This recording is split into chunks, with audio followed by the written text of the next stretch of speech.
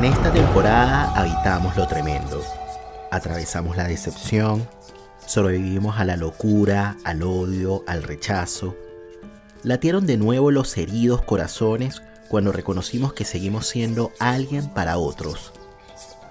Pensamos que perderse puede ser una forma desesperada de cortar un círculo vicioso, que no es posible encontrar una estrella que seguir sin la conciencia de fracaso.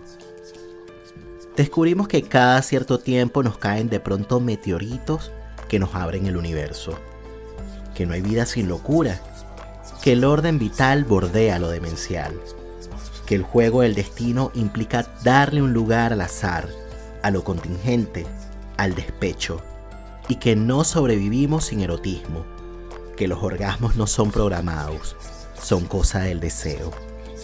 Supimos también que a veces no basta con la resiliencia para dar un paso hacia adelante, que el yo se puede convertir en un enemigo cuando no reconoce otros aspectos del ser que son constitutivos para la vida, que es necesario ocuparse del pasado y del presente para transformar las cosas terribles en palabras, que es posible engañar lo que perturba a través de un proyecto. Para Luciano Lutero, mi invitado de este último episodio de Sobrevivientes, la confianza en la capacidad de vivir se pone a prueba con la fe. Qué mejor manera de cerrar esta temporada y despedir el 2022 recordando que somos seres espirituales. Desde el psicoanálisis solemos hablar mucho de lo inconsciente, pero poco se habla de su relación con lo espiritual. Pensar que existe una dimensión inconsciente que atraviesa los vínculos es creer que somos a partir de los otros, que los vínculos estarían marcados por movimientos espirituales, por los vivos y los muertos, por conjuntos de fuerzas del bien o del mal que nos circundan y que también emanan de nosotros mismos.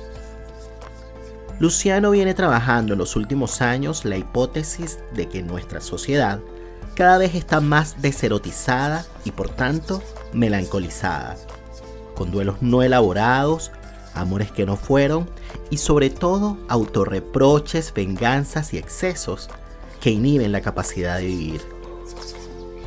Sobre esto hablamos en este episodio, a propósito de una trilogía de libros que publicó en el último tiempo con Letras del Sur. Miserias hipermodernas, fragmentos del lazo social y nadie sabe lo que dice un cuerpo. Hoy nuestros vínculos se han devaluado por la lógica del cálculo. Si no cumplimos con el visto bueno, rápidamente somos descartados, sin importar la historia, la memoria y los afectos. Somos todos pecadores. ¿Qué hacemos con las incomodidades necesarias para la vida en común? Son preguntas que se hace Luciano y que sirvieron de pretextos para el cierre de esta temporada. Pero no solo se trata de cuestionar el mundo en el que vivimos, sino de interrogarnos a nosotros mismos, de trascender como seres espirituales, sensibles y deseantes. Agradezco profundamente a todos los invitados que hicieron posible que tuviésemos un episodio semanal durante los 6 meses que estuvimos al aire con esta temporada. También les agradezco a todos los oyentes del podcast que me motivaron a seguir produciendo La Palabra y el Vínculo. Muchas gracias por sus mensajes de apoyo. Nos despedimos, pero nos volveremos a ver y a escuchar. Ahora sí, pónganse cómodos, vayan por algo rico de tomar y disfruten de este especial navideño junto a este psicoanalista y filósofo argentino. Busquen también su libretita de apuntes porque seguramente más de una reflexión van a querer apuntar. Yo soy Nelson Ruiz y esto es La Palabra y el Vínculo. Se puede vivir una vida en la que no se haga otra cosa que escapar de uno mismo. El psicoanálisis se propone como objetivo hacernos descubrir todo lo que ignoramos, hacernos afrontar lo penoso, lo más escandaloso de nuestro ser. No solamente los deseos eróticos prohibidos, sino también nuestra ambición por el poder, nuestra avaricia insospechada, nuestro narcisismo infantil, nuestra agresividad asesina, nuestra locura. ¿Cuáles son las consecuencias de aquellos que viven cómodamente a distancia de su inconsciente? ¿Cuántas vidas arruinadas por la falta de palabras y vínculos que iluminen la oscuridad? Nos dicen que los fantasmas no existen, pero todos sabemos que no es cierto. Existen y pueden ser sobrevivientes. En el mes anterior de la palabra y el vínculo, estuvimos hablando sobre el modo en que el deseo puede abrirnos el universo y hacernos cambiar el rumbo. Todos los episodios están disponibles en YouTube y en Spotify. No te lo puedes perder. Y este episodio llega a ustedes gracias a Global Mind Therapy, consultora de psicología social orientada a la intervención de grupos, equipos de trabajo y comunidades, y al apoyo de todos ustedes a través de patreon.com/la palabra y el vínculo.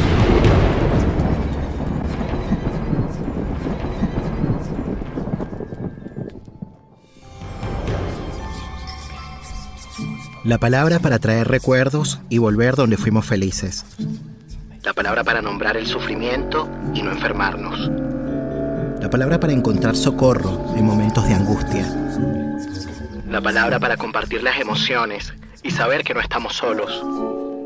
La palabra para denunciar el abuso y transformar amargas realidades. La palabra para reconocer el error y hacernos cargo de lo que decimos. La palabra para reconocernos como similares en las diferencias. La palabra para nombrar el amor y hacerlo efectivo en el vínculo. Damos la bienvenida a un nuevo episodio del podcast La Palabra y el Vínculo. Hoy nos encontramos nuevamente con Luciano Lutero, y digo nuevamente porque Luciano Lutero ha estado en la primera y en la segunda temporada del podcast. Para las personas que no vieron el episodio, se los voy a dejar acá arriba. El episodio de la primera temporada se llamó Nunca fue fácil amar, y de la segunda temporada estuvo con No hay amor sin duelos. Y hoy está nuevamente con nosotros de visita para hablar sobre distintas cuestiones. Pero antes que nada te doy la bienvenida al podcast La Palabra y el Vínculo. ¿Cómo estás, Luciano? ¿Qué tal, Nelson? ¿Cómo te va? Muy contento de estar nuevamente en este podcast.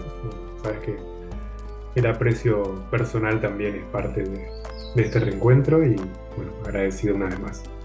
Agradecido también porque, bueno, sé que, bueno, justamente antes de las grabaciones estábamos diciendo, bueno, lo difícil que es cada vez más abrir una ventana de nuestro tiempo como para sentarnos a encontrarnos, a conversar. Y bueno, en este momento estás en medio de una reunión familiar. Este episodio va a salir al aire después de un partido de fútbol. Hoy, ¿qué partido sería? Como para que la gente más o menos se haga una idea de cuándo lo grabamos. Octavos de final Argentina-Australia a las 4 de Bueno. la tarde. Bueno, ¿cuál va a ser el pronóstico? A ver si la chuntas. No, ¿Qué un partido difícil. va a Yo ser? no hago pronósticos, espero a ver el partido. Principalmente, más que el resultado, en este tiempo me interesa que el equipo juegue bien, ¿no? Tiene momentos en los que juega muy bien y eso, independientemente de cómo salga, es lo más lindo. Así es, así es. Bueno, veamos cómo le fue. Les decía que Luciano está ahorita con su familia y bueno, hace poco nació tu segundo hijo, Juan, 6 meses tiene. Y bueno, hablábamos del tema de los tiempos, de lo difícil que es organizarse, abrir ventanas, etcétera, y no solamente por el tema del trabajo, sino también por el tema de familia. ¿Cómo ha sido este 2022 para ti, Luciano?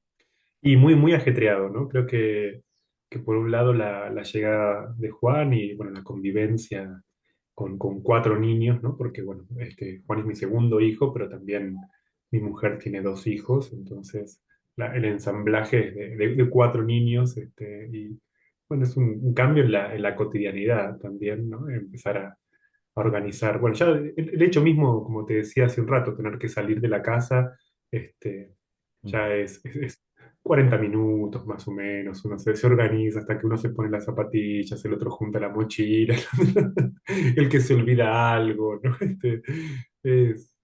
Nada, es una ¿Qué, linda dinámica. qué edades tienen los hijos de tu mujer?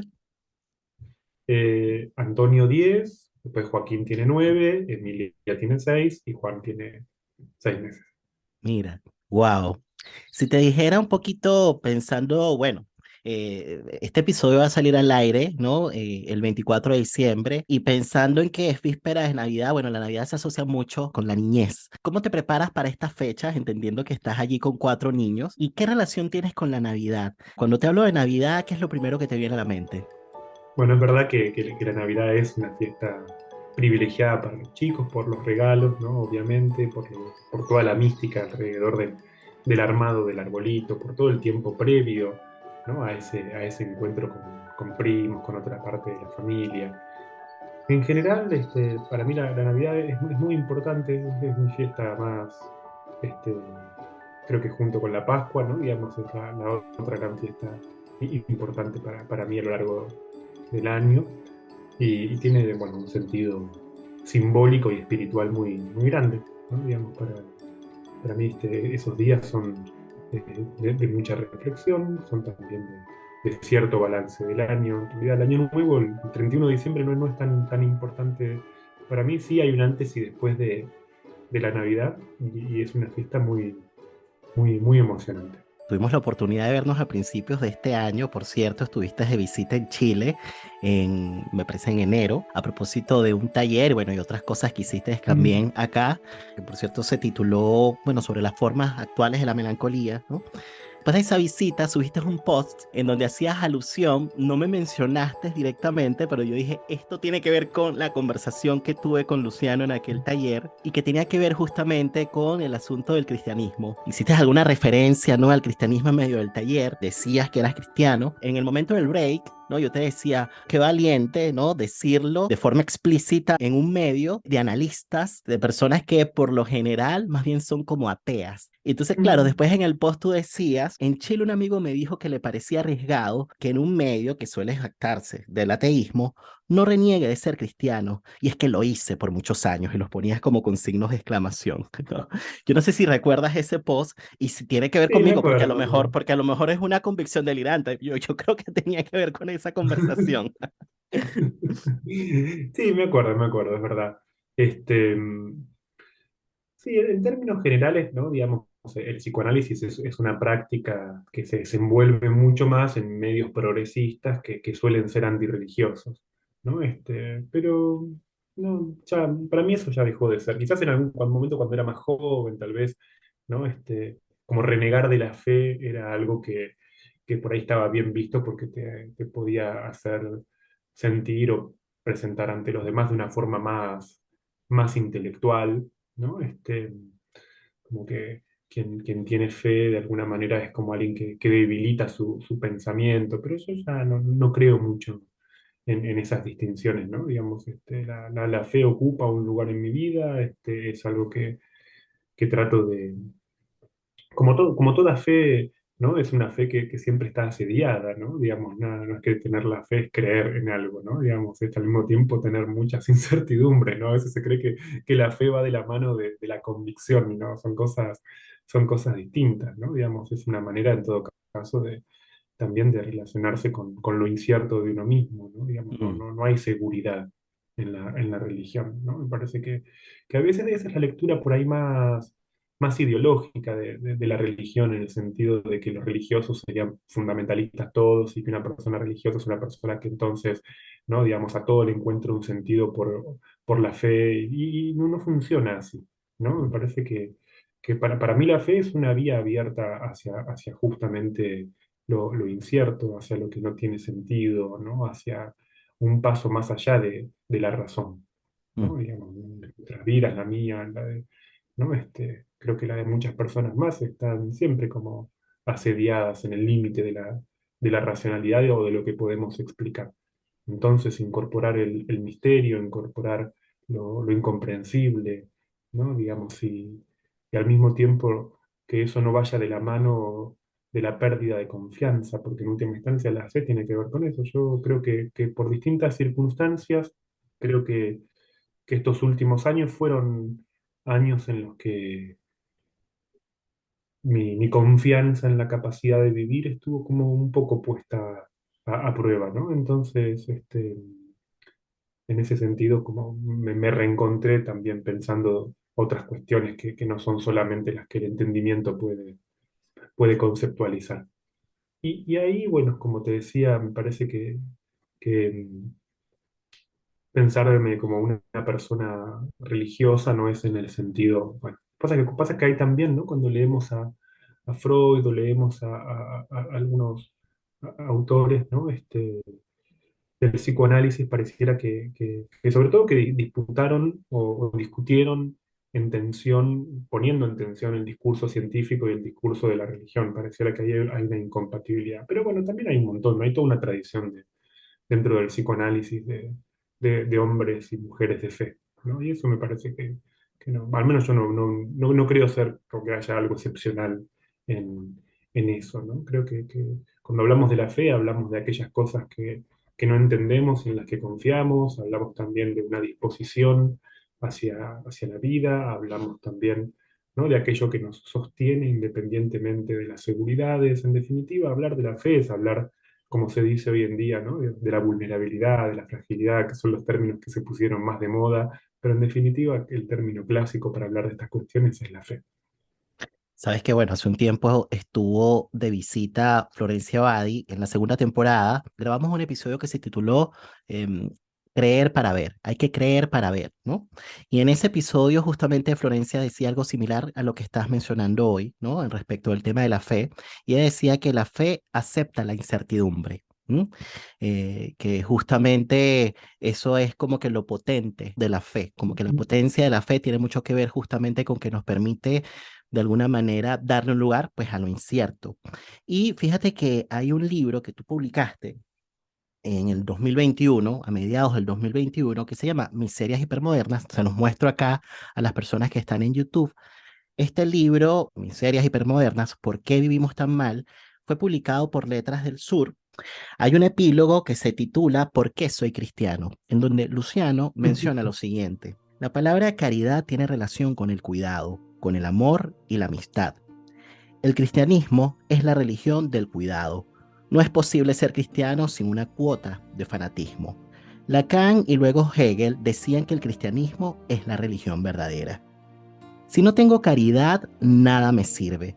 Es más importante que la esperanza y la fe, pero cuando me siento abandonado, me acuerdo que con la fe me basta, que con tener claro eso me alcanza. Es un pensamiento que me parece muy bonito porque tiene mucho que ver con lo que estabas diciendo, ¿no? Con que de alguna manera la confianza en la capacidad de vivir pone a prueba nuestra fe. Y bueno, más allá de las cuestiones que efectivamente hay todo un tema, ¿no? Que puede ser quizás como controversial, hay veces que se hace como que una separación, ¿no? Y sobre todo, bueno, me parece que en el mundo progre, ¿no? Como que de pronto dicen, no, no es lo mismo ser religioso que ser creyente, ¿no? Porque ser religioso como que se asocia a una institución, ¿no? A la institución de la Iglesia Católica, por ejemplo, ¿no? En cambio, si es que eres creyente es porque tienes una relación muy singular tú con Dios independientemente de las instituciones. ¿Qué piensas de esta separación? ¿Es una separación que te hace sentido? ¿Cómo lo ves? En particular, yo creo en la Iglesia Católica, ¿no? Digamos, para mí la pertenencia, ¿no? Es como miembro de la Iglesia, ¿no? Digamos, y por supuesto en la figura del Papa también, ¿no? Como Mm, líder y representante de la fe, ¿no? Creo que como toda institución, ¿no? La Iglesia es una institución frágil, ¿no? A veces, ¿no? Imperfecta, muchas veces imperfecta. Pero la iglesia tampoco es, o no está hecha solamente de los hombres que participan en la institución, sino que también es una tradición y es una misión que tiene la iglesia. Que a veces cuando pensamos en la iglesia, ¿no? Pensamos en la iglesia católica, ¿no? Pensamos que, bueno, no, porque los papas esto, ¿no? ¿No? Como o el papa, o el oro que hay en el Vaticano, ¿no? Pero ¿no? Yo trato de tener presente también que la iglesia somos todos nosotros, no son solamente aquellas personas, ¿no? Digamos, somos la iglesia, toda la comunidad católica, ¿no? Digamos, y somos mucho más los que no estamos en el Vaticano que los que quizás están. mm. Este, Está en este momento atravesando una situación de transformación cultural, ¿no? Hay muchas cuestiones que son objeto de revisión, pero incluso con toda su imperfección, ¿no? Yo no necesito que la iglesia sea perfecta para acompañar, ¿no? Me parece que la iglesia tiene una misión que es evangélica, que es una misión, o sea, de testimoniar, de llevar la palabra de Cristo a otros, no necesariamente a través de explicaciones, no necesariamente a través de enseñar el catolicismo, ¿no? O no a través de la catequesis, sino a través de actos, a través de formas de estar con el otro, ¿no? La iglesia, en última instancia, son dos personas que se encuentran, ¿no? Digamos, está en los actos de servicio, está en mucho más que, ¿no? La- las paredes, las piedras, ¿no? Los edificios, ¿no? Creer que la institución son los edificios es, ¿no? Digamos, perder el sentido fuerte que tiene la idea de instituir, ¿no? De instituir la presencia, ¿no? De Cristo donde haya un lazo, un vínculo con otros. Quizás volviendo a este libro, Miserias Hipermodernas, bueno, un poco para mencionarles a las personas de qué va este libro, ¿no? Yo les voy a compartir un poquito de qué va justamente como para luego a partir de allí, ¿no? Continuar la conversa, ¿no? En este libro irán apareciendo los 7 clásicos pecados capitales, pero no esperen encontrar la definición religiosa o de manual. Los lazos filiales, el deseo, el vínculo con el otro, los juegos de poder y muchos otros escenarios nos enfrentarán con las más profundas miserias hipermodernas, finalmente con el concepto de pecado más actual. ¿Por qué hablar de pecado en un libro del psicoanálisis, ¿no? ¿Y qué relación tiene eso con las miserias hipermodernas? ¿Y a qué nos referimos cuando hablamos de miserias hipermodernas? Pero ese es un guiño, ¿no? Digamos, quizás un chiste interno. Creo que en el libro un poco lo explico, ¿no? Digamos, por un lado, los pecados capitales o llamados pecados capitales no están descritos en la Biblia, surgieron justamente a partir de la institución de la iglesia posterior, ¿no? Digamos, y no son, por lo tanto, no son pecados vinculados a los mandamientos, o sea, a la prohibición, ¿no? Digamos, no son transgresiones vinculadas a la ley, sino que tienen que ver con los modos de vida, con aquellos modos de vida que de alguna forma hacen mal, la soberbia, la envidia, la gula, ¿no? Tienen que ver con formas de autorregulación, por decirlo así, con la manera en que uno se dispone a vivir, ¿no? O sea, no hay una idea o una norma que sea transgredida en el pecado capital, sino que se lo considera tal al pecado capital porque obstaculiza, impide, objeta la vida con otros. Y al mismo tiempo hace que la vida de uno mismo se pierda, uno se pierde en estos, a veces excesos o a veces no justamente mezquindades, ¿no? También la avaricia, ¿no? Digamos, el avaro es alguien que, por ejemplo, no tiene la posibilidad de darle a otro lo que tiene, ¿no? Que siempre cree que tiene menos que lo que tiene, ¿no? Y eventualmente se vuelve, ¿no? Digamos, alguien que retiene lo que podría, lo que va, retiene lo que en definitiva, ¿no? Digamos, a veces, como muchas veces ocurre, alguien muere y guarde, quedan un montón de cosas guardadas que no usó, que otros podría haber necesitado, ¿no? Digamos, es una, que hoy está bastante vinculado eso, ¿no? A la función que ocupa en nuestras sociedades la seguridad, ¿no? La Mm, expectativa de seguridad, ¿no? Digamos, estar almacenando cosas, guardando cosas, ¿no? Proveyéndonos de cosas solamente con el único fin de tenerlas, ¿no? mm. Entonces, digamos, en la avaricia está objetada una premisa básica de la vida con otros, que es el compartir, el darnos a otros, ¿no? En ese sentido, yo planteaba en ese seminario, porque este es un libro que nace de una serie de clases. Para mí los seminarios no son instancias de docencia en el sentido tradicional, sino que son como esta conversación, momentos de desarrollo de ideas, a veces con la intención de ponerlas un poco a prueba, de jugar un poco, ¿no? Digamos, y en ese contexto la idea para mí era, bueno, ¿y qué tal si ya, ¿no? Digamos, no podemos hablar de síntomas, ¿no? Y en vez de síntomas como formaciones de compromiso, de los síntomas como retornos de lo reprimido, de los síntomas como aquello que obstaculizaba un lazo, pero al mismo tiempo lo hacía posible, porque el síntoma es una forma, enlazarse sintomáticamente a algo no deja de ser una forma de estar enlazados. Y bueno, ¿y qué tal si en vez de síntomas la cultura contemporánea más bien, ¿no? Digamos, se encuentra con un retorno feroz de los llamados pecados capitales y este tiempo de hiperindividualismo, por eso el subtítulo, mejor dicho, la segunda parte del título, ¿no? Es Por- hipermodernas, ¿no? Miserias hipermodernas, ¿no? Sería como, bueno, los pecados capitales resurgiendo fuertemente en la época del hiperindividualismo, ¿no? Donde el lazo social o el vínculo con otros está más fragmentado, ¿no? De ahí que el libro que le continúa a este Fragmentos del lazo social, ¿no? Es el seminario inmediatamente posterior a ese, y que continúa con la misma hipótesis, pero que en definitiva tiene que ver con cómo nuestro modo de vida es cada vez menos deseante, por un mm, lado, el deseo dejó de ser algo que nos orienta, una brújula para la ujú, relación con los demás, y al mismo tiempo el repliegue narcisista lo que produce,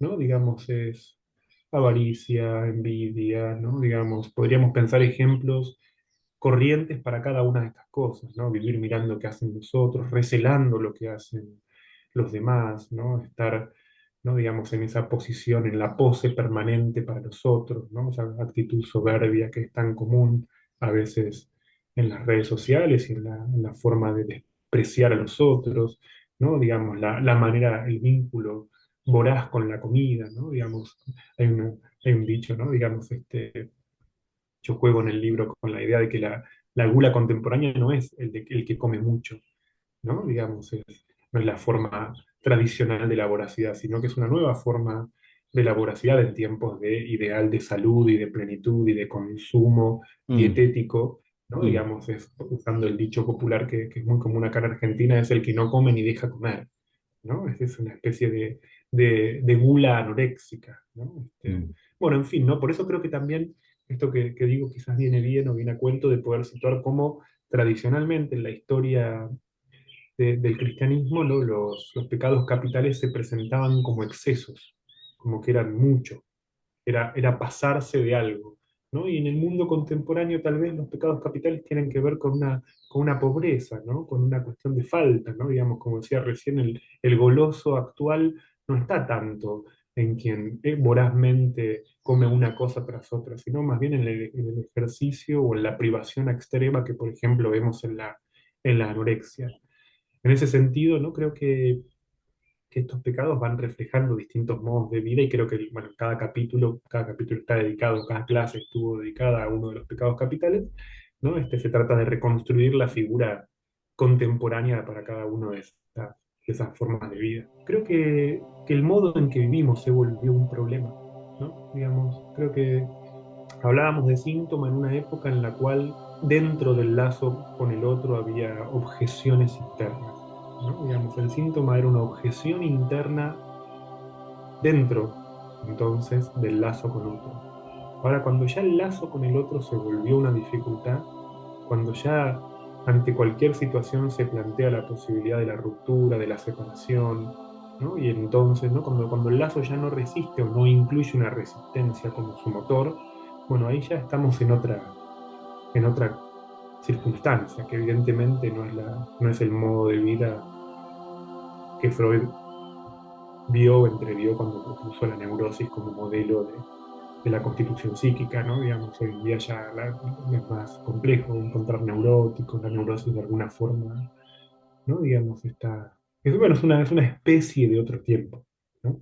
Digamos, hoy el neurótico ya no es un objeto del pasado, el neurótico, ¿no? Claro, como un poco mencionas en un libro que publicaste con Marina Borrás, que por cierto, a propósito de este tema de los libros que publicas con Marina Borrás, hace poco recibí un libro de regalo de Luciano que se Mm, titula Amor, Deseo y Goce, que escribiste en conjunto con Marina. Muchísimas gracias por hacérmelo llegar, pero te iba a hacer una referencia a otro libro que escribiste con ella que me parece que se llama Narcisismo en el siglo XXI. ¿M? mm, Y bueno, justamente en ese libro tú decías que de alguna manera hay una suerte de rechazo hacia lo inconsciente, ¿no? Y porque hay un rechazo hacia lo inconsciente, es que hay puestas en acto. Y esto de las puestas en acto tiene que ver justamente como con, bueno, como con acciones, respuestas que de alguna manera no vienen mediadas por el pensamiento, ¿no? No hay un pensamiento crítico detrás, simplemente lo que hay es como una especie de evacuación de ideas que se toman, digamos, por ahí, ¿no? De lo que está circulando en el imaginario social y que se colocan en el lugar de la verdad. Y hablabas un poquito acerca de la anorexia y pensaba mucho más bien en la bulimia, un poco con esta idea, bueno, de este amo que es el yo. En los tiempos hipermodernos que estamos viviendo, de alguna manera el yo se ha convertido en un amo y en un enemigo a la vez, porque de alguna manera se convirtió en una especie de Paco, de policía, ¿no? Que si uno de alguna manera no se acerca a lo que se supone son los ideales de la época, uno se autocastiga, se siente culpable, se siente mal.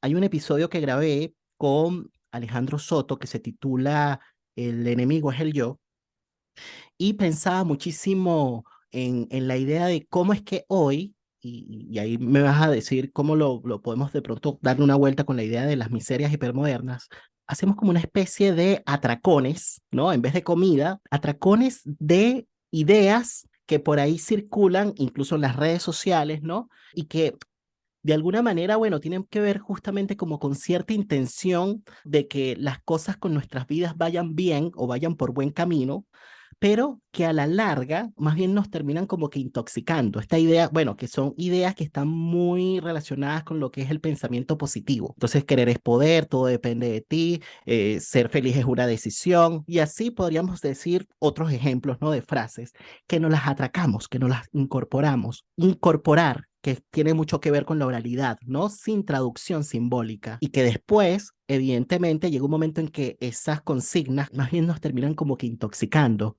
¿no? Porque, bueno, la vida es la vida, nos da bofetadas y cuando nos da la bofetada nos caemos de un solo golpe. Justamente a propósito de que hay una suerte de rechazo de lo inconsciente, ¿no? Hay una exaltación del yo, una especie de inflación imaginaria de que si es que lo hacemos así, entonces sí se van a dar las cosas, ¿no? Y por ahí como que no va mucho la cosa, ¿no?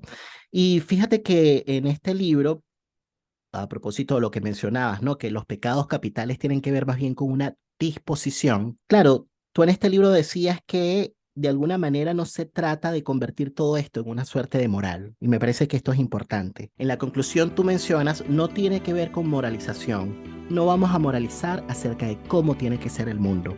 Lo que sí se desprende es la cuestión de la ética del psicoanálisis respecto a las modalidades de sufrimiento. A propósito de que no hay síntoma, bueno, el sujeto se mantiene quizás en una posición un poquito como replegada del mundo, ¿no? Yo creo que el sujeto de hoy padece mucho de la soledad. ¿Cómo hacer, ¿no? Con las modalidades del sufrimiento de hoy sin que necesariamente caigamos en esta cuestión del rechazo de lo inconsciente? Que si rechazamos el inconsciente, eso me parece a mí que es una especie de equivalente a un rechazo del lazo social también. Sí, creo que hay distintas cuestiones en lo que vos mencionás. Por un lado, ¿no? Creo que es verdad, ¿no? Que la constitución del yo hoy en día, ¿no? No es tanto a través de experiencias o de cosas vividas, sino a través de discursos, ¿no? Digamos, y la virtualidad propició mucho esto, ¿no? Digamos que los discursos, pero que no son discursos vinculados, digamos, no son discursos vinculados a prácticas concretas, sino que son discursos, sobre todo públicos, ¿no? Que funcionan como instancias de validación personal, ¿no? Entonces, ¿no? Por ejemplo, no sé, digamos, hay una guerra en otra parte del mundo y entonces alguien cambia el marco de su foto de perfil, ¿no? Digamos, y la Mm, persona no está haciendo nada ¿no? Digamos, no es una persona ni antibelicista, ni es una persona que tenga en su vida un compromiso cotidiano con ciertas prácticas vinculadas con esa guerra. Pero bueno, a partir de expedirse virtualmente respecto de un asunto que pasa en otra parte del mundo, discursivamente se aliena, se identifica, ¿no? A determinada posición. Yo creo que esa es una de las vías, ¿no? Como el yo tiene esa posibilidad de construirse una personalidad, ¿no? De hecho, bueno, las aplicaciones y las redes todo el tiempo invitan a que uno, ¿no? Digamos, perfile su yo, ¿no? Digamos, adopta un perfil, construye un usuario, pero no es lo mismo tener un yo que, ¿no? En efecto, yo creo que yo ahí distinguiría, ¿no? Entre lo que es el yo y el usuario, ¿no? Digamos, hay, ¿no? La construcción de perfiles, ¿no? Digamos, bueno, hay muchos casos también, viste, que de influencers que de repente muestran una vida en las redes y después tienen, ¿no? Digamos, vidas completamente miserables, ¿no? Digamos, cuando no sé, se ven las casas en las que viven y todo lo demás, ¿no? Como, entonces yo creo que el yo no es una instancia a ser menospreciada, me parece que tiene que ser reconceptualizada a partir de sus funciones. ¿no? Digamos, vos mencionabas recién la bulimia, ¿no? Bueno, la alimentación es una de las funciones del yo, ¿no? También lo es la sexualidad, ¿no? Creo que podríamos hablar después de qué pasa con la sexualidad hoy en día, ¿no? En una cultura que tiende, ¿no? Como hacia algo más problemático que la represión de la sexualidad, que es hacia la cancelación de lo sexual, ¿no? Hacia la asexualidad, ¿no? Y otra función del yo, como me estoy mencionando las que son más conocidas porque Freud lo planteaba, Pero ¿no? a sexualidad, ¿a qué te refieres? Porque tú también hablas, bueno, por cierto, en el episodio anterior hablábamos de la Claro, deserotización, ¿no? sí, a Del eso me vínculo. refiero. A eso te refieres, A ok. eso, exactamente, a la deserotización, a la pérdida de erotismo, ¿no? Ujú, Como una instancia de encuentro con algo ajeno, ¿no? Porque el erotismo no es la práctica sexual en el sentido material del término, ¿no? Quiero decir, por poner un ejemplo trivial, alguien puede estar masturbándose y la masturbación no necesariamente es un acto erótico, ¿no? Digamos, podría no tener nada de erotismo la sexualidad, ¿no? En ese punto. Este, entonces coincido ¿no? A la deserotización me refiero, ¿no? ujú. En tercer lugar, otra de las funciones del yo, de las que bien menciona Freud, es el movimiento, la locomoción, dice él. Pero el movimiento no solamente en el sentido del desplazamiento físico, también el movimiento mental, ¿no? El movimiento, por ejemplo, a través del pensar, ¿no? La capacidad de pensar es una de las funciones del yo. Creo que de hecho, ¿no? Una de las maneras, o una de las formas que toma este rechazo del inconsciente en la práctica, en el consultorio, es como algunas personas necesitan de la figura del analista como un sostén para poder pensar, porque por sí mismas les cuesta mucho pensar. Pensar no como acto consciente, ¿no? Porque el pensamiento en un sentido más fuerte es inconsciente, ¿no? Digamos, el pensamiento propiamente dicho es el pensamiento que no es la manipulación consciente de ideas, ¿no? Eso es el cálculo, no podría decir, ¿no? El pensamiento en el sentido, o al menos en el sentido en el que nos importa a los analistas, es cuando alguien piensa a través de un sueño, o digamos cuando adquiere la capacidad de recordar, ¿no? Digamos, el psicoanálisis o la posición del analizante es la de quien puede pensarse a sí mismo a través de recuerdos, sin saber muy bien por qué está recordando eso. Cuando alguien piensa a través de recuerdos, no es porque en el recordar analítico se trate de buscar el recuerdo que explique nuestro presente, es porque más bien vamos silvanando, ¿no? Digamos, imágenes del pasado que de alguna forma reconstruyen conflictos actuales. Entonces, en ese sentido, ¿no? Digamos, el pensamiento, como decía recién, también es un movimiento. Yo creo que en todo caso esa cristalización identitaria del yo, ¿no? Se da cuando el yo pierde sus funciones, ¿no? Me parece que antes que cuestionar o menospreciar al yo, quizás tenemos que pensar o repensar un yo desfuncionalizado, ¿no? Un yo sin funciones como la alimentación, como la sexualidad, como la locomoción, como el movimiento, como el pensamiento, ¿no? Cuando esas funciones, ¿no? Digamos, a veces se reencuentran en el espacio de análisis, a veces esto les hizo todo un trabajo preliminar al inicio del análisis propiamente dicho para que estas funciones recuperen vigencia.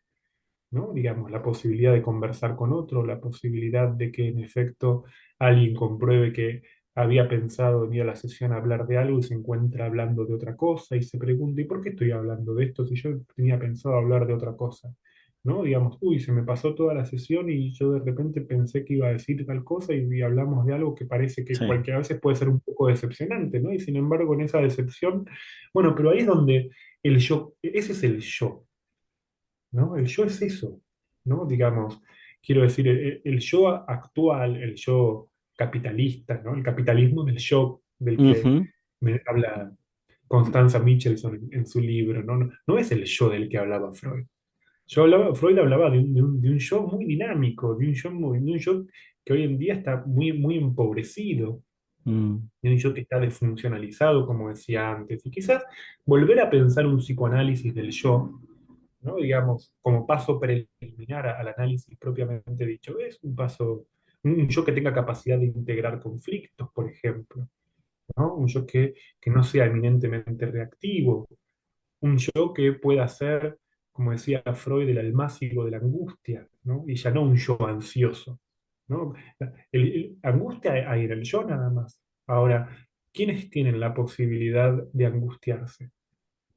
¿No? Digamos, para eso hay que hacer un trabajo preliminar con el yo para que el yo pueda darle lugar a la angustia. Tiene mucho que ver justamente con lo que mencionabas en aquel taller sobre las formas actuales de la melancolía, ¿no? Que tú decías que el sujeto nace del no y que en la medida en que de alguna manera podemos darle un lugar justamente a la decepción, a la frustración, al fracaso, al tropiezo, allí algo sucede, ¿no? Y es que el yo de alguna forma puede registrar algo de lo que en verdad está ocurriendo y ver qué se hace con eso.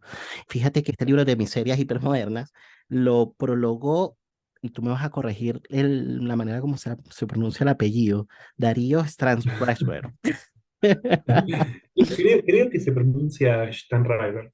Ah, Strasberg, muy bien. Bueno, Darío Strasberg prologó el libro de Luciano Lutero y él dice lo siguiente: si el siglo XX fue paranoico, el siglo XXI es melancólico, de duelos imposibles de hacer, de furor imaginario y ansioso de lo que creemos que somos. Hoy estamos todos locos y no es que no lo sabemos y no nos importa. Somos pecadores.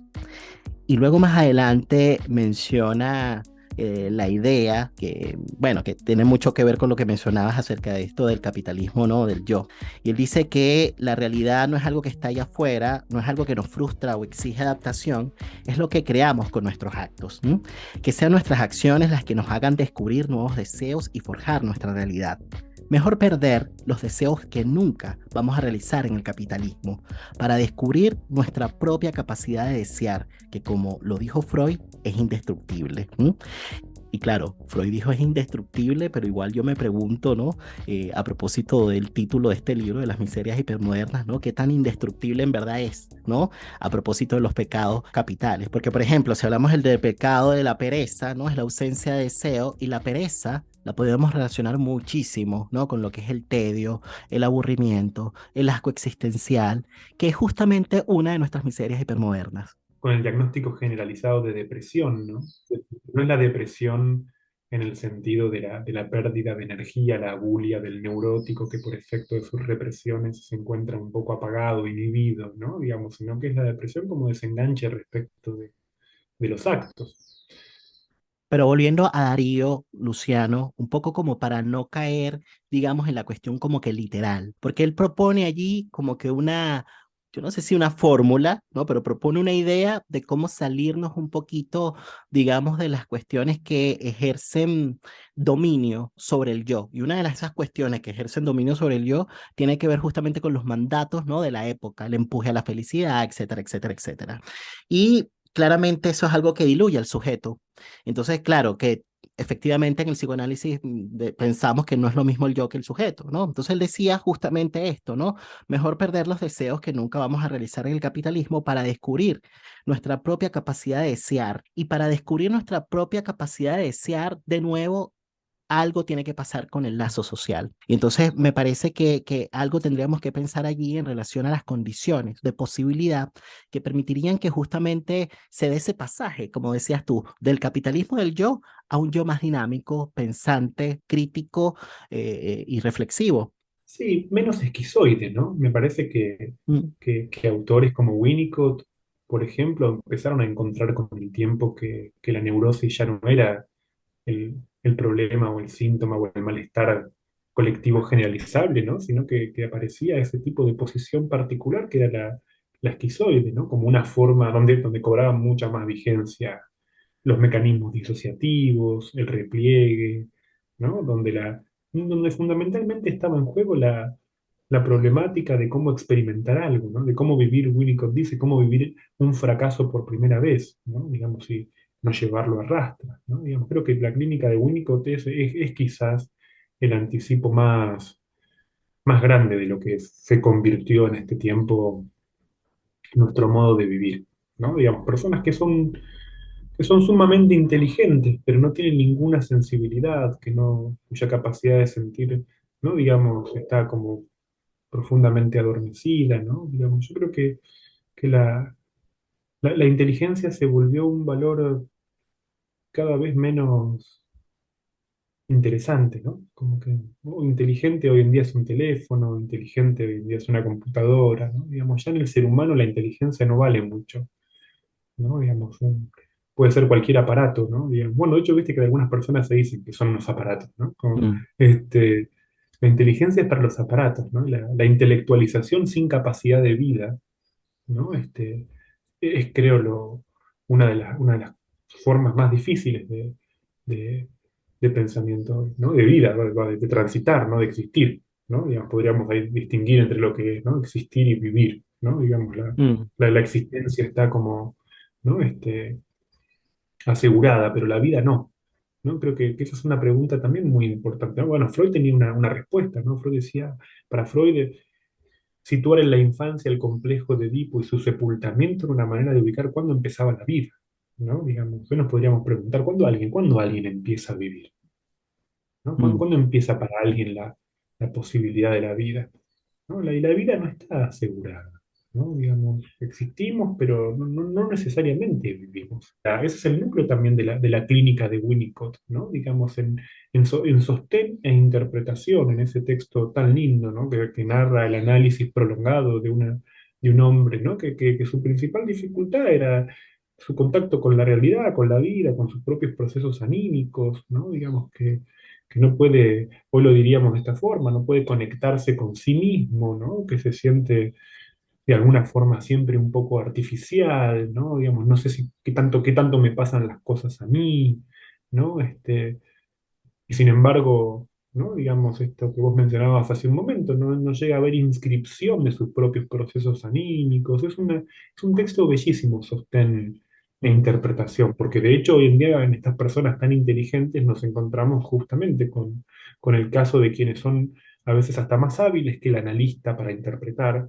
De hecho, ya pueden venir con la interpretación construida, preparada, ¿no? Digamos, son personas que incluso a veces han pasado por diversos análisis y de todos se han llevado quizás algo para pensar en el sentido más abstracto del término, pero en el pasaje a la lógica concreta de la vida, a la vida propiamente dicha, a lo sensible, a lo afectable de la vida, ahí hay muy poco acceso, ¿no? Entonces, parece que, como decía antes, ¿no?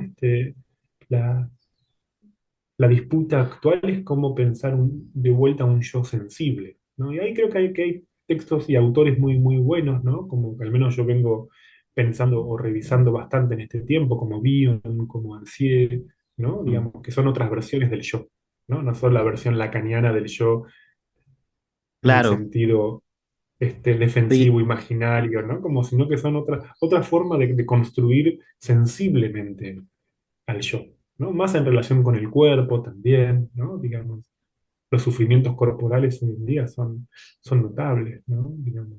y a propósito de eso que dices, bueno, les comento a las personas que nos están escuchando en el podcast que Luciano recientemente publicó otro libro que tiene que ver con el cuerpo y ahí nos va a mencionar de qué va, pero eso lo vamos a dejar hacia el final de este episodio, pensando entonces de nuevo en las condiciones de posibilidad que permiten el pasaje de el capitalismo del yo a un yo más dinámico. Escuchándote, me queda, ¿no? La idea de la contención, del sostén, de la interpretación, pero antes habíamos dicho también por ahí la idea de el no, pensando en que el sujeto nace del no, que de pronto quizás relacionándolo un poco como con la melancolía y a propósito de lo que decía Darío en el prólogo, ¿no? Que justamente hay algo que pasa con el yo que tiende a ser como resistente al duelo. Y me quedé pensando mucho en esta idea que decías de la diferencia entre vivir y existir. Y claro, es interesante porque de alguna manera, bueno, el título general de toda esta temporada se llamó Sobrevivientes. Y en la introducción de esta temporada del podcast yo decía que hay una diferencia entre vivir y existir, ¿no? Pero yo decía todo lo contrario, justamente, porque yo decía que, bueno, que el vivir está mucho más relacionado a lo biológico, mientras que la existencia tiene una relación justamente como con todo lo que es el asunto más bien subjetivo y que por supuesto es consecuencia también de lo que pasa con nosotros, con el mundo. Y fíjate que en el segundo libro, y digo segundo libro porque este libro de Miserias Hipermodernas tiene una segunda parte que se llama Fragmentos del Lazo Social, y Luciano justamente define el lazo social como la base de nuestra existencia. Y yo pienso que lo que hoy está haciendo obstáculo a la posibilidad de que haya lazo social es justamente este rechazo que tú mencionas también en este libro de Fragmentos del Lazo Social, al conflicto, el rechazo a la decepción, el rechazo al fracaso, el rechazo al tropiezo, el rechazo al error. Como respuesta de todo aquello surgen cuestiones muy punitivas, la cancelación, la violencia, ¿no? Las cuestiones muy moralistas, muy del todo nada, y eso tiene mucho que ver con la cuestión esquizoide de la que estabas hablando. Entonces, para pasar a un yo un poquito más dinámico, tiene que darse una cierta integración, que es un poco lo que menciona Melanie Klein, ¿no? Ese pasaje de lo esquizoparanoide a la posición más depresiva. Entonces, pensaba en la idea de la interpretación, pero es una interpretación que no tiene que ver con algo que va a venir solo del sujeto. O sea, tiene que haber cierta apertura con el mundo para que esa interpretación caiga y algo de tu existencia o de nuestra existencia se modifique y que la vida en ese sentido valga la pena vivirla. Coincido plenamente con lo que decís. Agregaría tal vez que nuevamente, ¿no? Digamos, creo que se va perfilando en lo que conversamos como la distinción entre lo neurótico por un lado y lo que empezamos a llamar como lo esquizoide, por decirlo así, entre estas dos formas del yo también podríamos pensarlo, ¿no? Como estamos tratando de armar, por lo visto, ¿no? Algún tipo de pasaje. Y, y pensaba que la clínica de la neurosis es claramente la clínica de un conflicto que se plantea para ser elaborado a través del lazo con el analista, ¿no? A través de revivir ese conflicto, ¿no? En el lazo con el analista. Mientras que creo que la clínica de lo esquizoide, ¿no? Es una clínica en la cual, más que la reactualización de un conflicto, lo que pone en juego es la necesidad de una reestructuración psíquica, ¿no? Digamos, y eso implica, por un lado, que el lazo con el analista por momentos sea como de suma dependencia, que al mismo tiempo que sea de suma dependencia, sea un lazo que, ¿no? Digamos, produce un agravamiento muy grande, ¿no? Y eso me parece que es otra dimensión del vínculo, ¿no? El vínculo no ya entendido como conflicto, sino como lo mencionabas vos recién, como sostén, tomando esta idea de Winnicott, ¿no? Que es como poder estar con otro para desestructurarse y de alguna forma reorganizarse yoicamente, lo cual a veces puede ser, ¿no? Si la ansiedad en ese momento es muy grande, ¿no? Digamos, bueno, puede llevar como a la ruptura del vínculo, ¿no? Digamos, creo que también eso, como lo planteaba Winnicott, hay que ver en cada caso hasta qué punto es posible, ¿no? Como viste, cuando Winnicott piensa la regresión, que para Winnicott la regresión no es la regresión solamente en el sentido libidinal, sino que es la regresión del yo, Ujú. ¿no? Digamos, que tiene que ver con esta, podríamos decirlo así, desestructuración en busca de una nueva reorganización, que es como una especie de, ¿no? Ya que estamos anticipando el episodio de Navidad, ¿no? Digamos, es como un volver a nacer, ¿no? Digamos, hay algo del volver el recuperar la vida, que es un nuevo nacimiento en el análisis, que no es la clínica de la neurosis, ¿no? Y que efectivamente tiene que ver con este yo más dinámico del que vos hablás, pero que, insisto, ¿no? Digamos, implica un pasaje por la dependencia, implica un pasaje por momentos de una angustia muy profunda. Y algo que mencionabas en el taller y también la mencionas en el libro de Fragmentos del Lazo Social, una cierta melancolización, que no es lo mismo que estar deprimido o que estar melancólico. Y tú decías que las ciertas melancolizaciones son un paso necesario para el duelo, justamente, ¿no? Son una instancia creativa en potencia. Y yo pienso justamente que esto es demasiado clave, la posibilidad de darle un lugar a un afecto, bueno, de manera popular, alguien podría decir que te bajonea, pero que de manera paradójica te puede conectar con algo bastante vital, ¿no? Te puede conectar con una potencia, ¿no?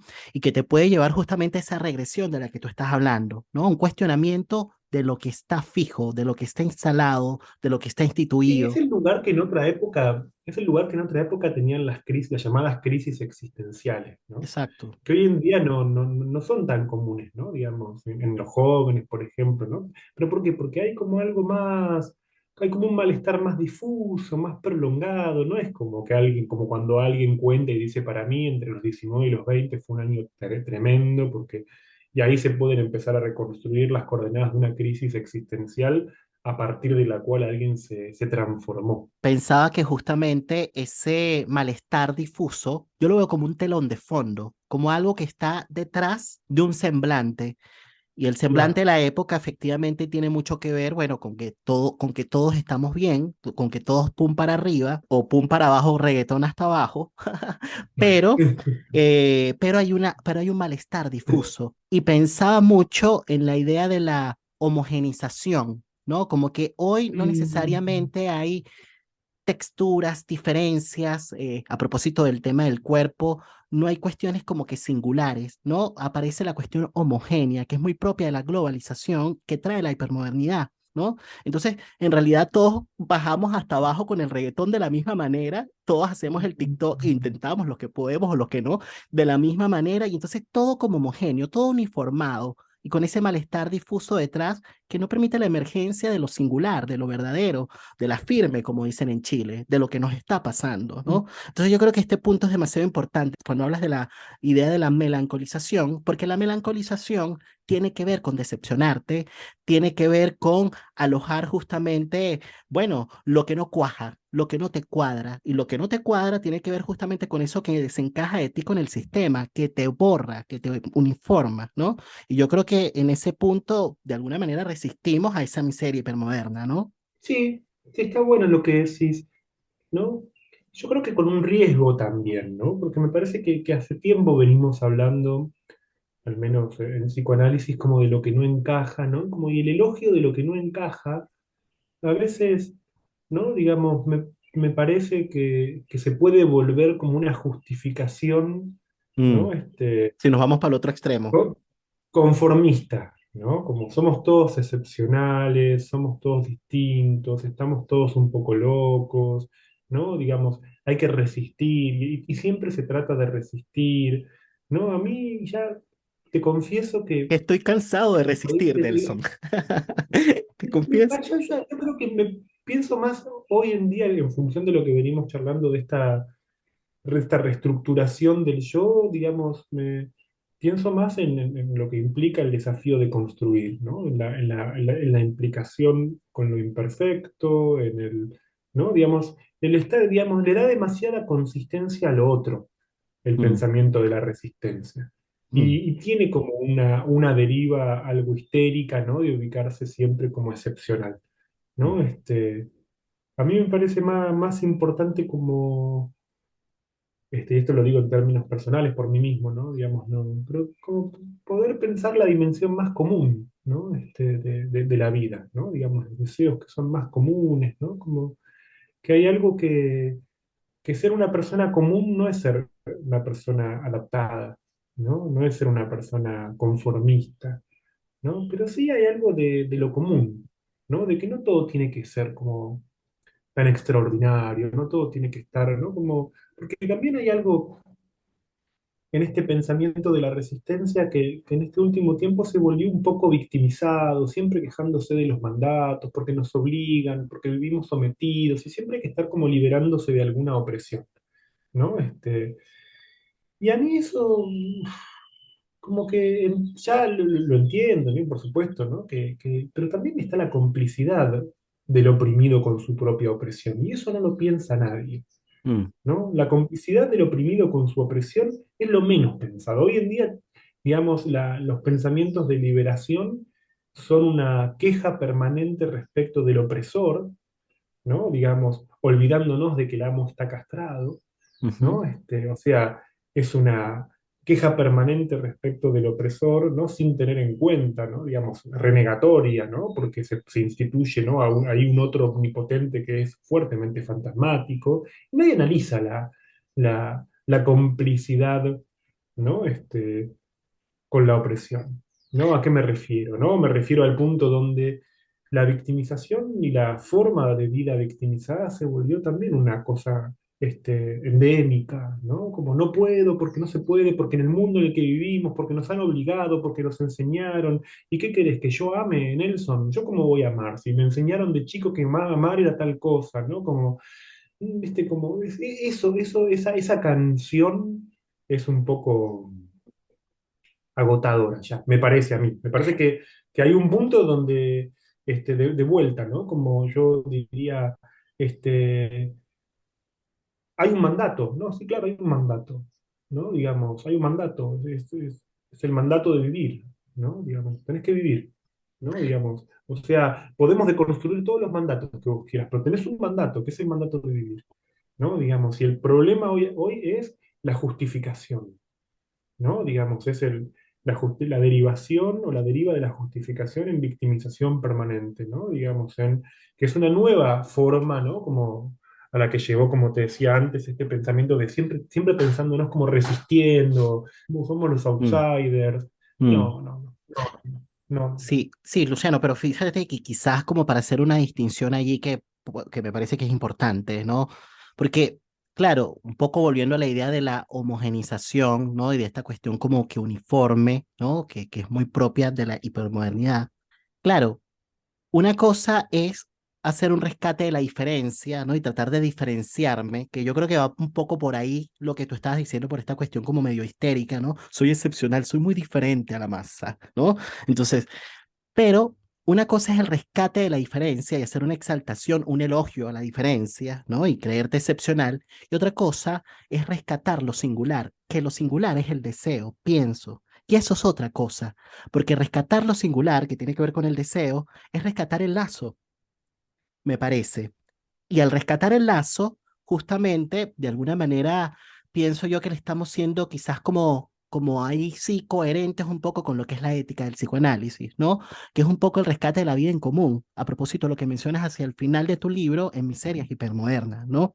Entonces, yo pienso que ahí es donde está la complejidad, ¿no? Del asunto, porque el rescate del deseo y el rescate del lazo, ay, sí, qué lindo suena y además es un episodio navideño, pero eso implica justamente bancarse, digamos, todas las complejidades del ser humano, porque todas las complejidades del ser humano tienen mucho que ver justamente como bueno, con todo lo que uno trae, ¿no? Y con todo lo que uno es una mezcla de amor, odio, de rechazo, de agresividad, con todo lo que uno viene, ¿no? De inconsistencia, de cuestionamientos, de momentos donde uno contiene y sostiene, pero en momentos donde uno rechaza o en momentos en donde darle lugar a la verdad y aparecer como con la firme puede significar justamente, bueno, un rechazo, una traición, una puñalada trapera, o sea, tantas cosas, ¿no? Todo lo que se pone en juego en el lazo y que por ahí tú mencionas justamente en fragmentos del lazo social, ¿no?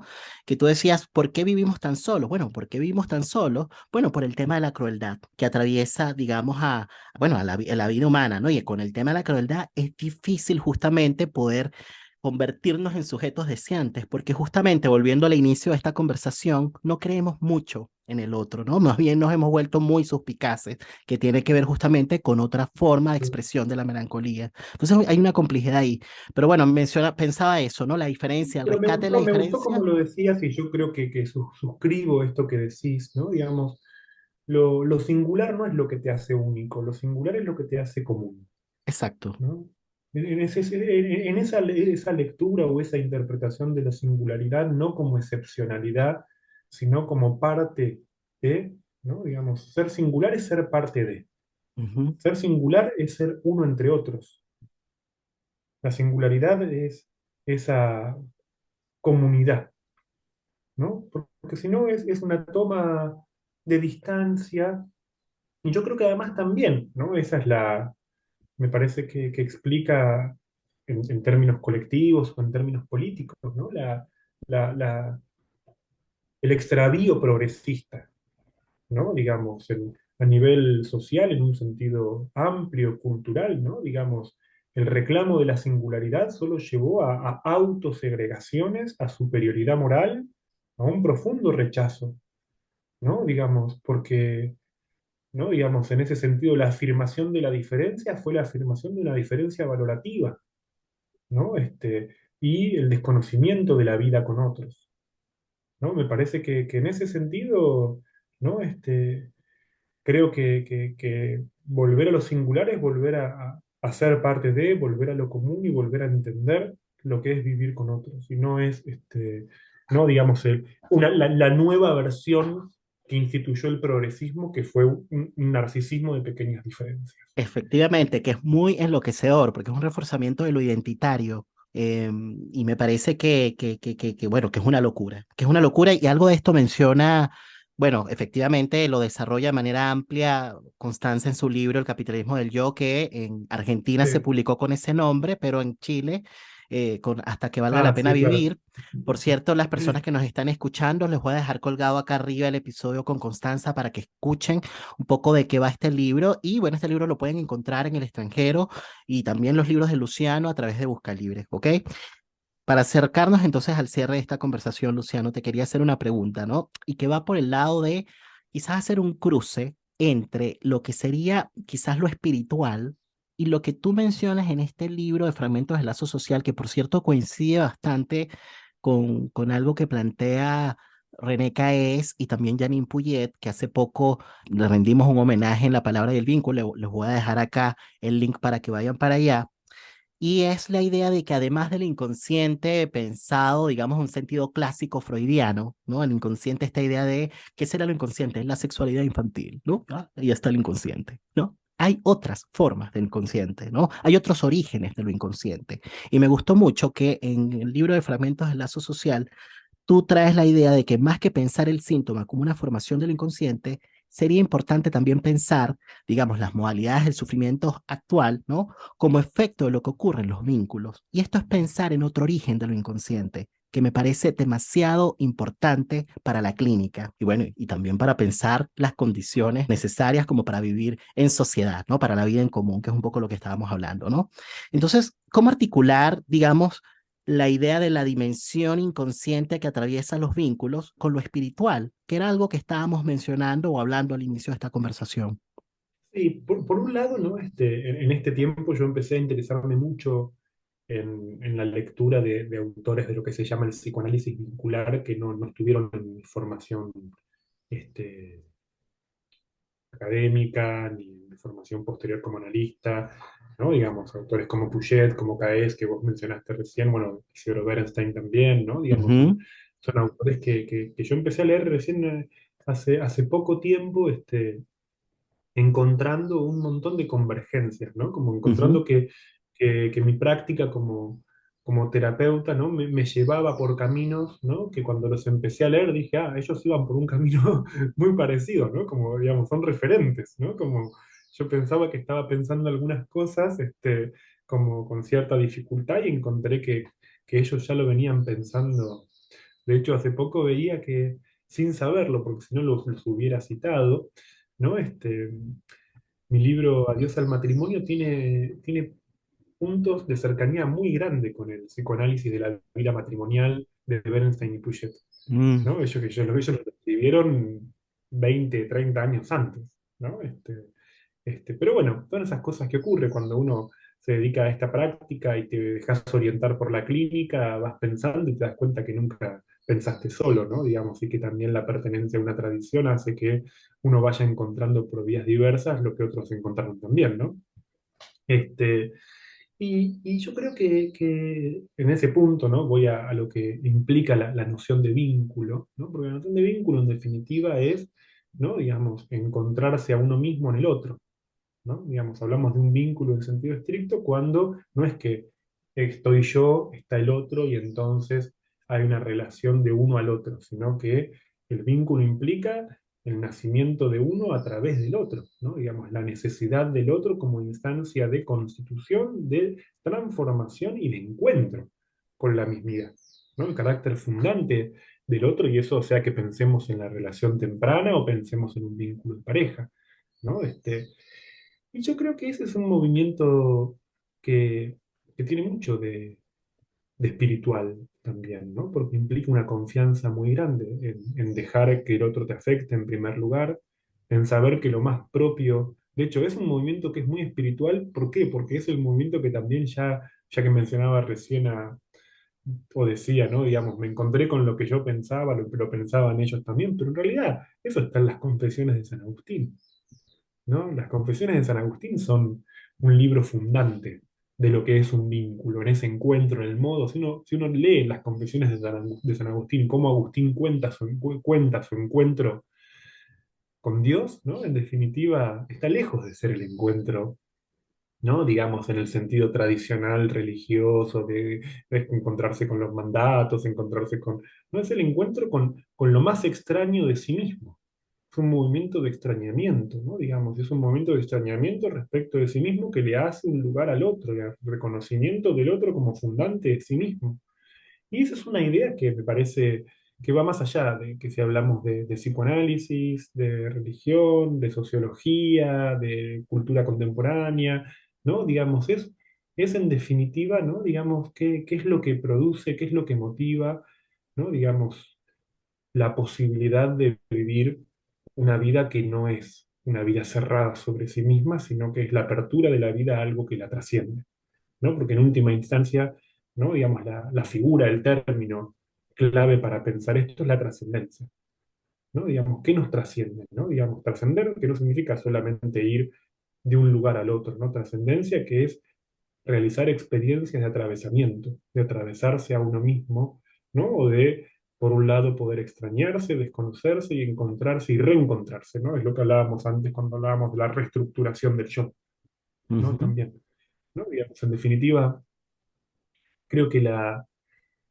¿no? Si tuviéramos que englobar esto que venimos hablando en una idea, ¿no? Yo creo que la pregunta básica, ¿no? Es como que quizás es más filosófica también, ¿no? Que es ¿qué significa trascender, ¿no? ¿Qué es lo que hace que el ser humano sea un ser provisto de la capacidad de trascendencia, ¿no? Que eso es algo que no encontramos en otros animales, ¿no? Digamos, la posibilidad de trascendernos, por ejemplo, filiatoriamente, trascendernos espiritualmente, trascendernos también en nuestros trabajos, en nuestras acciones, cuando, por ejemplo, cambiamos de punto de vista, cuando, por ejemplo, decidimos irnos de un lugar al otro, cuando, ¿no? Digamos, hacemos de, por ejemplo, una amistad un espacio también por el que nos trascendemos, ¿no? Digamos, me parece que en definitiva la pregunta o la inquietud, ¿no? Tiene que ver con qué es trascender. Mm. Sabes que hace un tiempo, bueno, estuvo acá Norberto Inda, que es un psicoanalista de la Asociación Argentina de Psicología y Psicoterapia Psicoanalítica de Grupo, y bueno, estuvimos comentando un artículo de él sobre el tema del reconocimiento. Les voy a dejar acá arriba el episodio colgado para que vayan para allá. Y bueno, rescatamos una frase, ¿no? Que él tomó de Hegel, ¿no? Que tiene mucho que ver con lo que estás diciendo, ¿no? Acerca del tema de la trascendencia, el extrañamiento de sí. Y dice lo siguiente, ¿no? Para ser uno mismo se debe pasar a través de la pérdida de sí, un alejamiento de la apariencia anterior para convertirse en el yo que nunca fue. Y esto me parece una frase demasiado linda porque tiene mucho que ver con lo que tú decías de la reestructuración, ¿no? Del yo. Y bueno, que una reestructuración del yo no es posible sin la experiencia de la pérdida, que no es lo mismo que estar perdido. Ojo, Claro. porque estar perdido tiene mucho que ver justamente con lo que son las miserias hipermodernas, ¿no? Que es este Sí. sujeto sin brújula, ¿no? Que podría ser el deseo, sin orientación, ¿no? Este sujeto en el exceso, este sujeto que rechaza la falta, podríamos decir, que rechaza la pérdida. Y me parece que este punto es demasiado importante, ¿no? Como para trascender, como bien decías allí, ¿no? Ujú. Poder de alguna manera extrañarse de sí, desalojar lo que está instalado, duelarlo, ¿no? Para que algo nuevo nazca. A propósito de la idea de la Navidad. Hablamos mucho del tema de las condiciones, Luciano, y me parece que otra condición de posibilidad para ese pasaje del capitalismo del yo a un yo más dinámico tiene mucho que ver con lo que tú planteas en ese libro. Por cierto, les comento a las personas, bueno, ya lo habíamos anunciado, Luciano recientemente para el mes de diciembre va a lanzar un libro que se titula Nadie sabe lo que quiere un cuerpo. Publicaste un post en las redes sociales en donde presentas un poco de qué va este libro y me parece que en ese post tú señalas otra condición de posibilidad justamente que tiene que ver con la idea del abrazo y se las voy a compartir a los oyentes.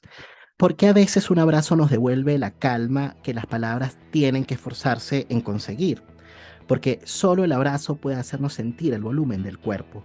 Cuando un cuerpo pierde su borde, como pasa con la angustia, deviene en una superficie que se desarma, Entonces, a veces se vuelve necesario un acto como el abrazo o una mano en el hombro que detengan el flujo desbordado. Y yo creo justamente que esta frase tiene mucho que, o este pensamiento tiene mucho que ver justamente con lo que son las miserias hipermodernas, ¿no? La idea del exceso trae la idea del desborde, trae la idea justamente de un malestar difuso, ¿no? De fragmentos del lazo social que dan cuenta justamente de un sujeto que está como perdido tal cual, ¿no? Entonces, ¿de qué depende que estemos abiertos también al abrazo? Porque aquí estamos hablando ya de otra cosa, ¿no? Que no tiene que ver solamente con el asunto de la palabra, porque todo este rato hemos estado hablando de eso, ¿no? Del tema de la palabra, del vínculo, pero aquí te está yendo otro tema que está relacionado con el cuerpo. Y es muy loco porque justamente eso que puede servir de borde, de continente, de sostén, a veces se rechaza también. Decíamos, rechazamos lo inconsciente, pero a veces se rechazan los abrazos. Hace tiempo, en la temporada anterior, tuve de visita a Luis Hornstein y él decía que, bueno, el episodio se llamaba Recuperar el flujo deseante o cómo recuperar el flujo deseante, ¿no? Es un episodio que estaba justamente hacia el cierre del año 2021 y él decía qué tan abiertos estamos como para, de alguna manera, darle un ingreso a vínculos que pueden de alguna manera conectarnos con lo vital. Y estaba pensando mucho en los pecados capitales, ¿no? En la idea, por ejemplo, de la soberbia, el deseo de omnipotencia y sujetos que de alguna manera justamente a propósito de que están como con esta idea de que se la pueden todas, ¿no? Que dicen, ay no, qué paja este abrazo, ¿no? Ay, está bien, ahí está, ya vienes tú con tu sensibilidad, vete para otro lado. O sea, ¿qué hacer para darle un lugar al cuerpo, Luciano? Es una pregunta bastante amplia para el cierre, pero me interesaba de alguna manera introducirla justamente para darle espacio a este nuevo libro. Y bueno, felicitaciones de nuevo por esta nueva publicación. Bueno, muchas gracias. Este libro, que el título es Nadie sabe lo que dice un cuerpo, ¿no? Pues tiene que ver con el decir, ¿no? Ah, Con lo que el nadie cuerpo sabe lo que quiere el puede cuerpo, no, decir. que nadie sabe lo que dice un cuerpo. Ok. ¿No? Que parafrasea la afirmación de Spinoza de nadie sabe lo que puede un cuerpo, ¿no? Spinoza piensa la potencia del cuerpo. A mí me interesaba en este libro pensar la relación entre el cuerpo y el decir, o entre el cuerpo y la palabra, y sobre todo ese espacio trunco que hay, ¿no? Digamos, hablar del cuerpo es muy fácil. Ahora, ¿en qué situaciones habla el cuerpo? ¿Cómo habla el cuerpo? Ya no cuando el cuerpo es objeto de discurso, sino en qué señales o en qué indicadores de la relación con la palabra hay huellas de lo corporal, ¿no? Y bueno, este libro es el tercer seminario que yo publico a través de Letras del Sur, ¿no? El primero fue Miserias hipermodernas, Fragmentos del lazo social, y luego ahora viene este libro como a ser el tercero de esa serie de seminarios. Nuevamente son clases, y trabaja este libro sobre cuestiones tan diversas como la hipocondría, ¿no? Los silencios, ¿no? Cuando el cuerpo calla, ¿no? Aquellas formas de manifestación muda de lo corporal. También hay un capítulo sobre los llamados trastornos de la alimentación, inevitables a la hora de hablar del cuerpo, pero nunca se trata de buscar como la indicación psicopatológica, sino más bien cómo de cada uno de estos fenómenos se puede extraer, ¿no? Digamos, una arista para una iluminación, diría, ¿no? Por destellos de lo que es la corporalidad, porque en definitiva lo que planteo es que no hay teoría del cuerpo, no podemos hacer teoría del cuerpo. El punto es si vamos a incluir el cuerpo o no en el empuje de la palabra. Y ahí retomo lo que vos planteabas, ¿no? Que en efecto se desprende de lo anterior, ¿no? Porque pensar un yo sensible, ya no el yo en su dimensión defensiva, sino la sensibilidad del yo, ¿no? Esa reestructuración yoica de lo que hablábamos, es tener en cuenta también que el yo es cuerpo. Por eso mencionaba antes también autores como Ansié con su idea del yo piel, ¿no? Mm. Digamos, o Avion, ¿no? Digamos que son pensadores que también siempre han tenido muy presente la relación de la sensibilidad y lo corporal en su dimensión vincular, ¿no? Entonces, bueno, este libro avanza en esa línea, ¿no? Donde yo creo que si tuviera una, una noción que lo recorre en diagonal es la idea de lo que nos afecta, ¿no? Que es pensar un sujeto, ¿no? Que sea responsivo, no pasivo, sino que sea responsivo, o sea, que pueda pasivamente responder, o sea, no permanecer como pasivo, sino que pueda pasivamente responder a través de aquello que lo afecta. Bueno, es un boceto de lo que continúa, ¿no? Digamos, me parece que en la charla que tuvimos se ve el recorrido que plantean estos tres seminarios y que en definitiva es el horizonte de lo que voy investigando en ese espacio de conversación con otros y que tiene también como matriz o como línea horizontal la cuestión de los distintos componentes de un vínculo. Claro, y lo que mencionábamos antes, ¿no? Acerca de las condiciones que permiten el pasaje del capitalismo del yo al yo dinámico, no son, digamos, excluyentes, o sea, digamos, de esta pregunta, o sea, como que de alguna manera también responden a la pregunta que te estaba haciendo acerca de lo que permitiría que estemos un poco abiertos a los abrazos, por llamarlo de alguna manera, ¿no? Yo te agradezco muchísimo, Luciano, que hayas abierto un espacio de tu tiempo, un fin de semana nuevamente por tercera vez para participar en el podcast de La Palabra y el Vínculo. No sé si quisieras decir algo antes de despedirnos.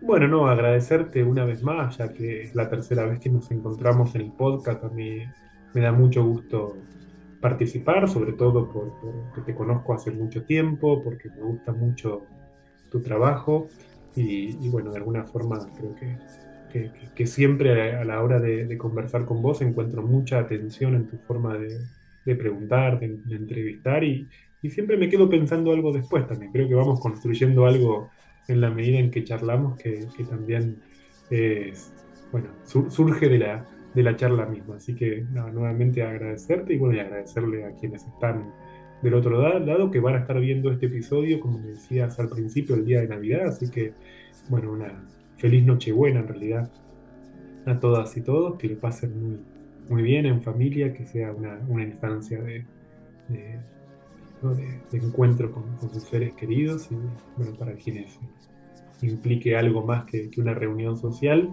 ¿no? Que también sea un renacimiento, que también sea una nueva manera de volver a encarar otro año. Así es. Feliz Navidad también para ti, Luciano, que lo pases bien con todos esos muchachos ahí en casa. Y feliz Navidad para todas las personas que nos han seguido en el podcast de La Palabra y el Vínculo a través de YouTube o Spotify. Nos estamos viendo pronto. Cuídense mucho y que estén bien. Chao. Trascendemos cada vez que iniciamos un viaje hacia nuestro mundo interno. Cada vez que ocurre un momento de extrañamiento con nosotros mismos, que nos lleva a descubrir algo de nuestro ser. Trascendemos cada vez que intentamos incorporar un misterio, cada vez que intentamos hacer algo con lo incomprensible, cada vez que nos hacemos preguntas con las que dilatamos el tiempo y suspendemos la caída. Trascendemos cada vez que convertimos vivencias en experiencias que reestructuran el yo, cada vez que nuestros vínculos dejan de ser funcionales e instrumentales para convertirse en un medio privilegiado de aprendizaje de lo que significa vivir con otros. Trascendemos cada vez que integramos nuestros componentes más oscuros, cada vez que reconocemos que estamos extraviados, desorientados o perdidos, cada vez que deseamos recuperar un sentido que haga que valga la pena vivir. Trascendemos cuando hacemos vida en comunidad, a pesar de los miedos, decepciones y prejuicios. Cuando logramos reconocer el modo en que opera en nosotros la cultura melancolizada, deserotizada e individualista en la que vivimos. Trascendemos cuando logramos amigarnos con los conflictos que nos hacen verdaderamente humanos. Cuando a partir de la fe aceptamos la incertidumbre. Cuando la potencia de lo divino nos permite ver la luz en el horizonte y recuperar la confianza en la capacidad de vivir.